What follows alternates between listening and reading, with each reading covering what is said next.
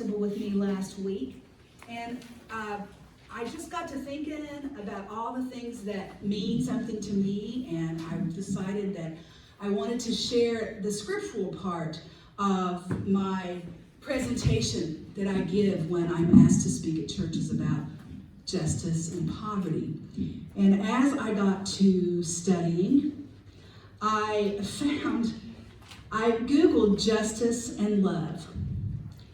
And boy, was I blown away. The one that blew me away the most was a quote by Cornel West, but I believe it originated with Martin Luther King. And it's the sermon title today. Don't worry about it. Thank you. My wind is blowing that off. Thanks. It's justice is what love looks like in public. Justice is what love looks like in public. Now, justice has a lot of meanings, but when I'm talking about justice, I'm not talking about retribution or Old Testament kind of eye for an eye. When you take justice and combine it with love, it becomes, I am a mess today, it becomes restorative.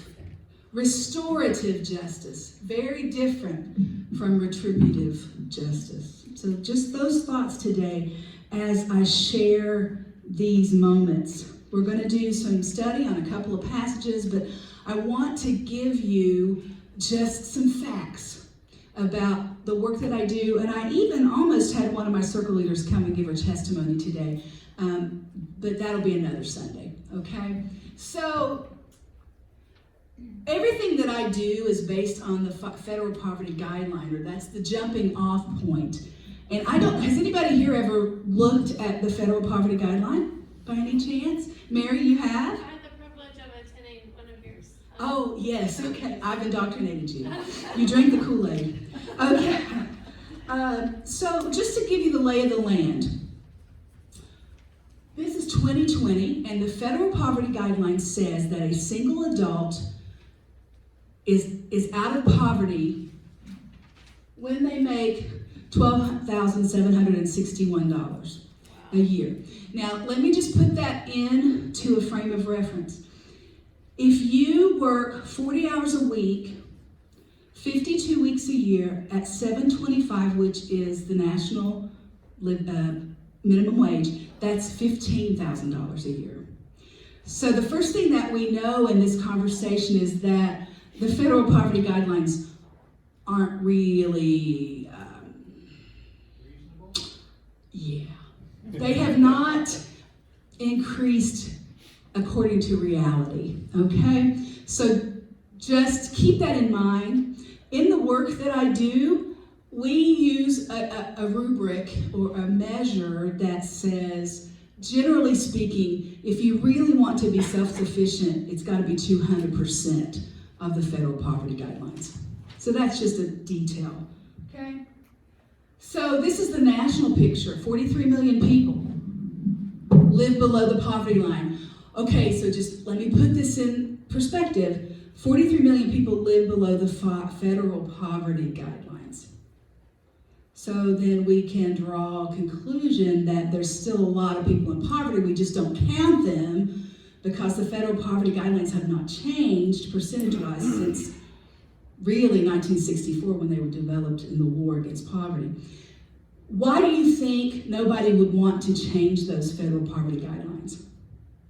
It means somebody would have to put the shoulder. Do you want to be the one in office when they change those guidelines and all of a sudden the numbers of people in poverty increase? Okay? I don't. Nobody wants that to be their legacy. 14.5 million children live in poverty, and 14.5% of people don't know where they're going to get their next meal or don't have enough to eat. Locally, those are the adult and child poverty statistics. But if you notice, Marion County is off the scales in terms of comparison to national. And for the child poverty guideline in Marion County is 25%. That's actually been higher. Right now it's 25%. So 1 in 4 children are classified in poverty in Marion County. That's hard to get your mind wrapped around. Do you think that, I know that I hear things like that and it just floats off my back and I don't really take it in and think about what that means. But hopefully today we'll think about what it means. Here's a statistic. There is no county in Indiana where you can make a living, minimum wage and pay rent. There is no county in Indiana where you can work a minimum wage job and pay rent. To pay rent in Marion County, you're looking at, I think it says $876. That's minimum to pay rent. I've done this 9 years. In January was our 9-year anniversary. Every Thursday night for 9 years, I've met with this group. And I know now, beyond a shadow of a doubt, the number one issue is safe and affordable housing. By far. And that is all wrapped up in the way landlords function, and they're able to just evict at whim and not fix things, and it's just then number two would be closely followed by, and I put two things tied for second place: transportation and food deserts are the quick two, and then three would be childcare. So those are many of our people who are in poverty live way far away from grocery stores. So, okay, one more. I love this illustration. This is one of my favorite slides. There's a group here in town with the Polis Center called Savvy. Been trying to find what Savvy stands for, and I can't. But they collect data. Their whole mission is just to collect data and give it to people like me who can tell people. And this is the life expectancy chart for Marion County and surrounding areas. Now, let me just point some things out. As you look at this chart, the longest life expectancy is 83.7 years in Carmel. Yeah. The lowest life expectancy is 69.4, right in my back door. That's Beach Grove, Fountain Square, Garfield Park area. Let's see, we don't have many stats from the west side. I'll have to pull those. I'd be interested to see what maybe Hawville shows, because it's got a bad rap, but it's kind of moved up a lot in the last few years.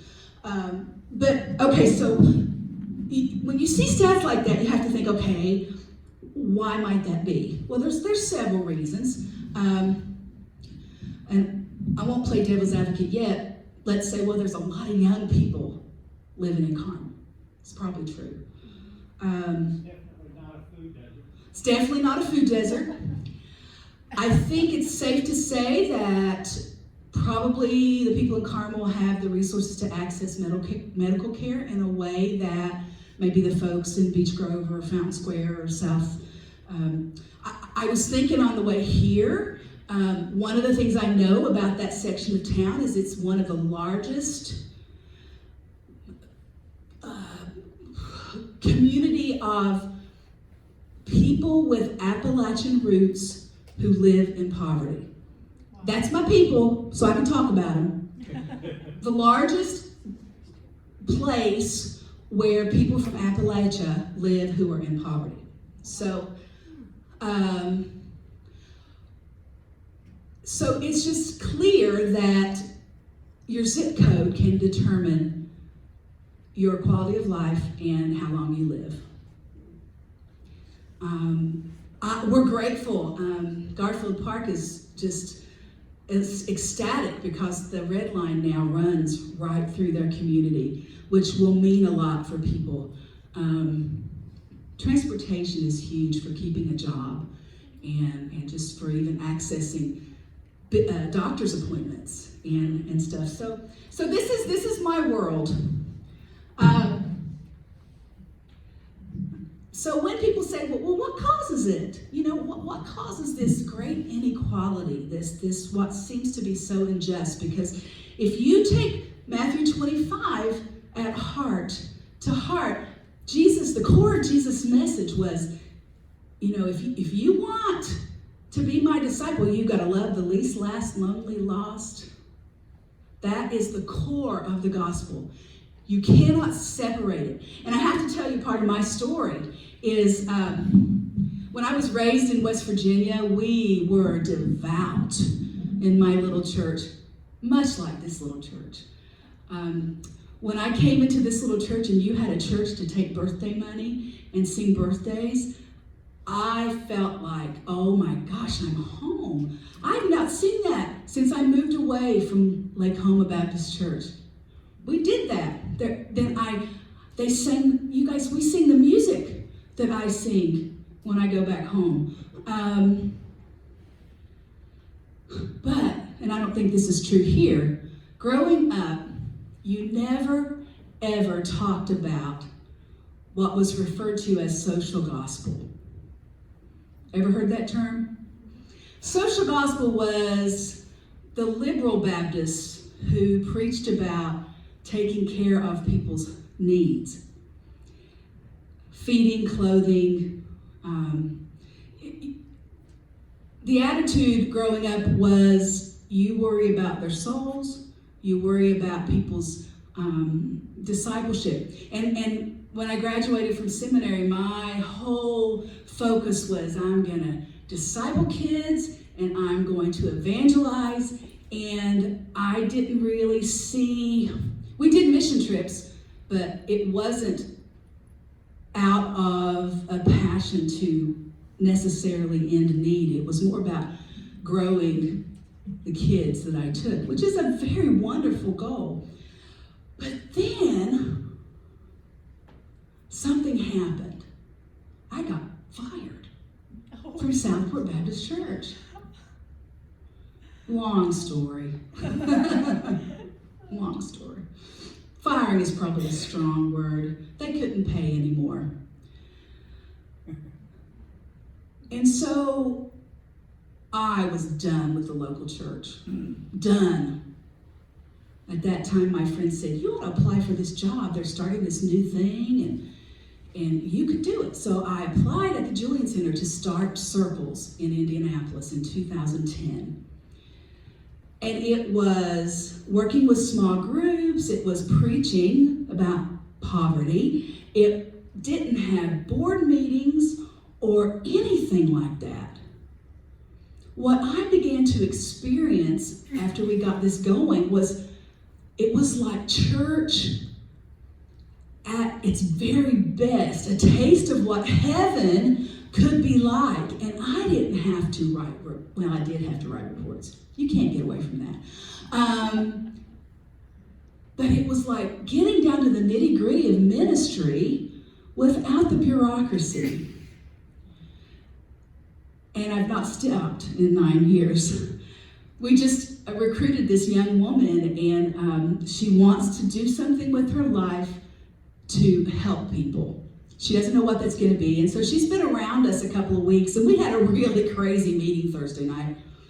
And I looked at her at the end, and I said, so you still want to be a part of this chaos? And she said, 1,000%. Because when you experience community, and you've not experienced the love of a community, it's life-changing. It's what we experience here. But I would say it's what we experience here on steroids. Because everybody's in crisis. And everybody's depending on everybody. So, okay, I've gone off script. What causes it? If you did a man on the street interview and asked people what causes poverty, they would almost 100% say behaviors of the individual. Addiction, they don't know how to budget, they're lazy. And I will say, yes, behaviors of the individual is a cause of poverty. But there are 3 others. And we list them as absence of human and social capital. What's that mean? That means that in Mapleton Fall Creek, there aren't any grocery stores. And you don't have a lot of primary care physicians with offices. And so schools are under-resourced. That's what that means, okay? Human exploitation. You hear a lot about human trafficking, but there's a lot of exploitation going on. And the number one thing that we see is payday lenders. People who get in trouble and have to take out payday lending loans at exorbitant interest rates. Every year that I can remember, we have battled the Indiana legislatures trying to push through higher and higher loans at higher and higher interest. There's a big lobby, and they don't understand that the people that take these loans are never going to be able to pay them back. I have a circle leader who desperately had a need for a car. He's working at FedEx down at exit 99 on 65, and he had to have a car. He's doing great, but he had to have a car. His credit stinks. So he went to, I won't name the dealer, but a well-known predatory car dealer. He took a loan for $18,000. When it's all paid, it'll be $18,000 for a car worth $4,000. That is called institutional sin. That's sin. That's sin and greed. Some might say, well, that's capitalism. No, that's taking advantage of people. That is taking advantage of people who are in a bad, and we have tried to get him out of that contract. He has an ally who's a physician up in Carmel who's tried everything, but it is ironclad. He cannot get out of it. The car will be dead and gone before he pays that loan off. So that's the kind of thing we're talking about on number 3. And number 4 is political and economic structures that are really out of whack.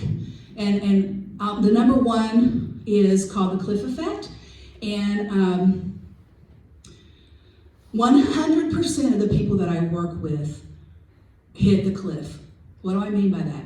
The minute one of my single moms, and I use single mom with 2 kids as my example, goes from $12 an hour to $12.50 an hour, she loses $400 of food stamps cold turkey. And that is as if they're saying, yeah, you're doing really well, but we're gonna slap your hand and punish you for doing well. So that happens. We know from our research that a mom of 2 kids needs $19 to $20 an hour to live self-sufficiently. Getting her from $12 an hour to $19 and $20 an hour might as well be the Grand Canyon. If she has a high school diploma, there's a good jumping off point for a program, much like Becky, I applaud you, short-term program that's going to get you long-term benefits, employment. So I could go on and on for hours, but I want to get to the Bible, okay? If you haven't seen this movie, you need to see it. This guy, I've been quoting him. It says, the opposite of poverty is not wealth. The opposite of poverty is justice. This movie is in the theaters right now, and just as a small piece of information, he went to one of our Baptist colleges, Eastern Baptist. It's where he got his start. And he defends people who don't have a defense. And he defends people who are wrongly accused. And it's just, you need to see this movie. Okay, that's the commercial for that. Okay, there's 2 texts that people use and warp when they talk about poverty. They warp these texts, and I'm going to read the first one. This is from Matthew, and it's in every gospel. This is the Matthew version. While Jesus was in Bethany in the home of Simon the leper, a woman came to him with an alabaster jar of very expensive perfume, which she poured on his head as he was reclining at the table. When the disciples saw this, they were indignant. Why this waste? And we know from the book of John's version that this is Judas talking. Who carries the purse strings for the disciples, who took money off the top for himself. This perfume could have been sold at a high price and the money given to the poor. Aware of this, Jesus said to them, "Why are you bothering this woman? She has done a beautiful thing to me. The poor you will always have with you, but you will not always have me. When she poured this perfume on my body, she did it to prepare me for burial. Truly I tell you, wherever this gospel is preached throughout the world, what she has done will also be told in memory of her." Notice that this is Matthew 26, right after Jesus gives the sermon that I just read to you about, the least of these. Okay, how many of you have ever heard the phrase, "the poor is always going to be with you," as if to say there's nothing we can do about it? Yeah. Or why bother? The poor is always going to be with us. Or there's really no hope to ever end poverty, so why are you so worried? What a misrepresentation. Because if you study that verse, you realize a truth. I have an experiment. If I say, "Sticks and stones will break my bones,"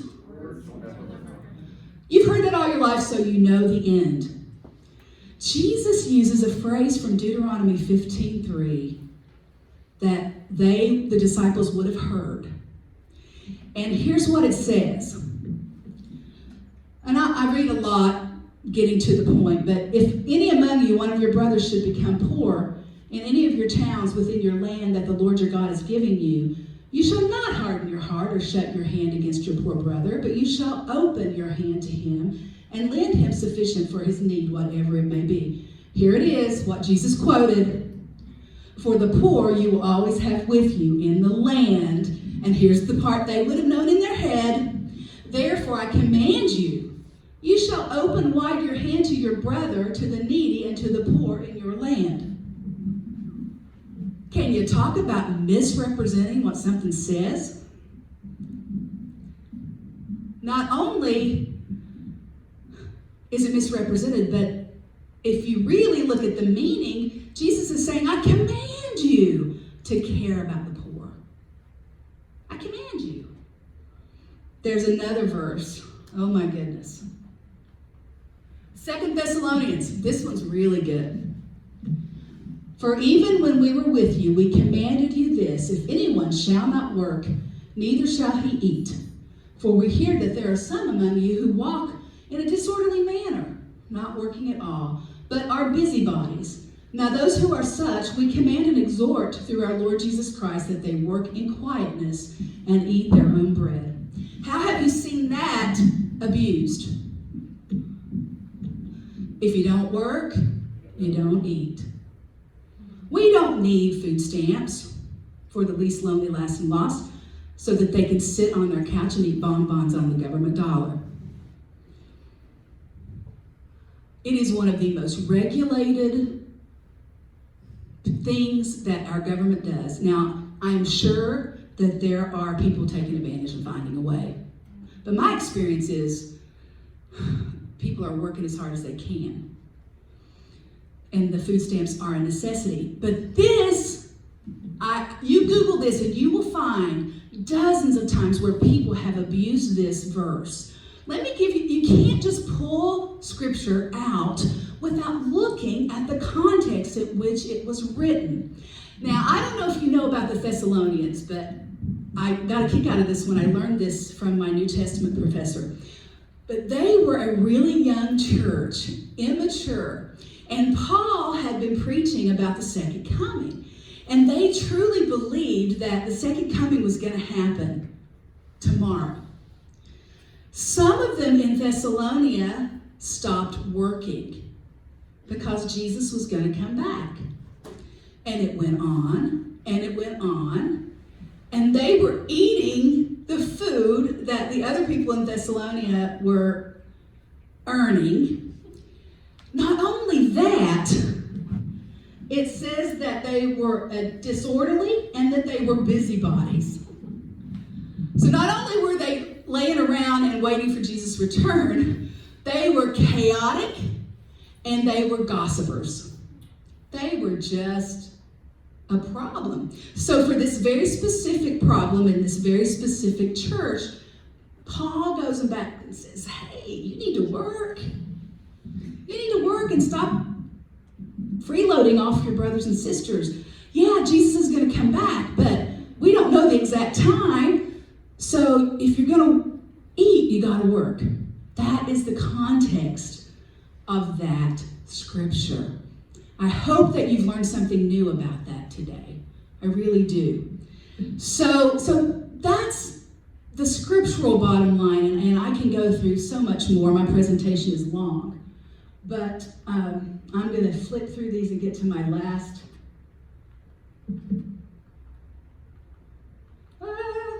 Oh, this is really interesting. I'm going to go back one. I don't know if you can see it, but I love this. If you've seen this on the internet, it's a meme, I think. So on the first, you have three people watching a game, and you have what is called equality. Everybody gets the same block to stand on.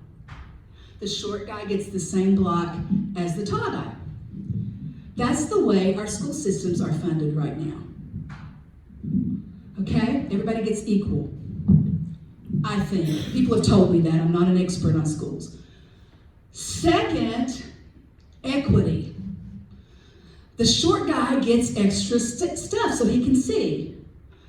And the tall guy gets to stand on his own. So that's equity. And for the longest time, those two things floated around, those two shots floated around the internet. Then somebody must have read Matthew 25. Because they added a third square. What did the third square do? Take away the barrier. Took away the fence. Instead of just giving a prescription for fixing, they took away the fence. Isn't that remarkable? Okay, well, this is a whole other sermon, Acts 3, but it's kind of what I base my life on. Very, very quickly. Disciples are coming to worship at the temple. There's a guy who's been there. He's in his 40s, and he's been begging at the temple gate for years.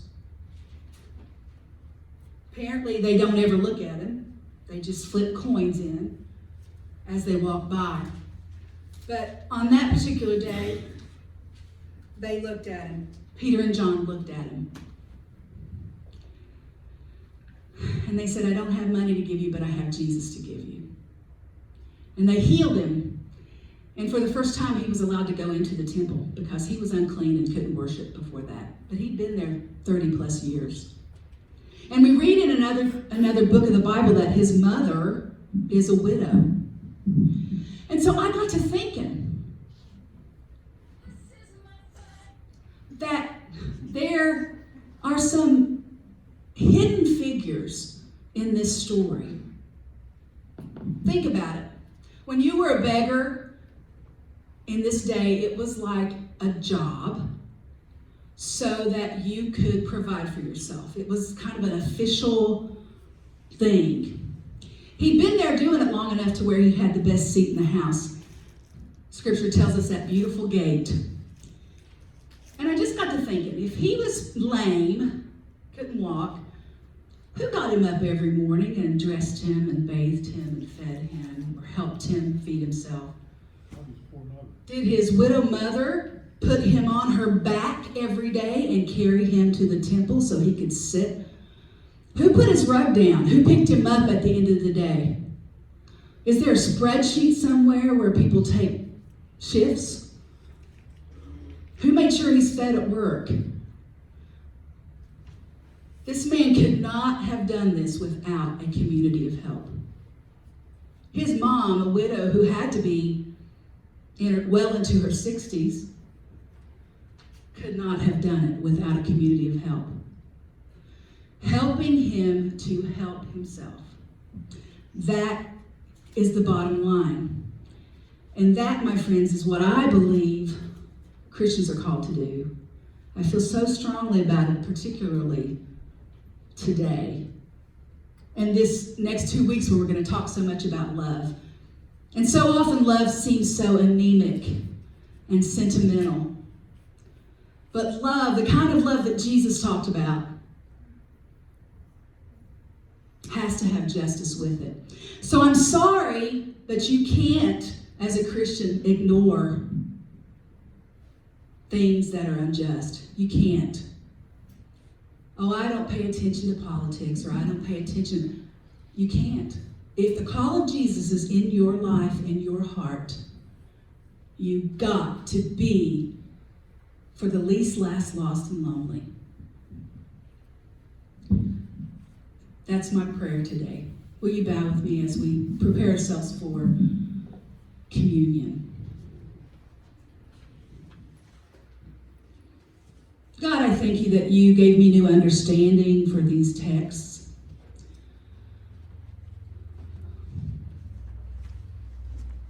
Help us to not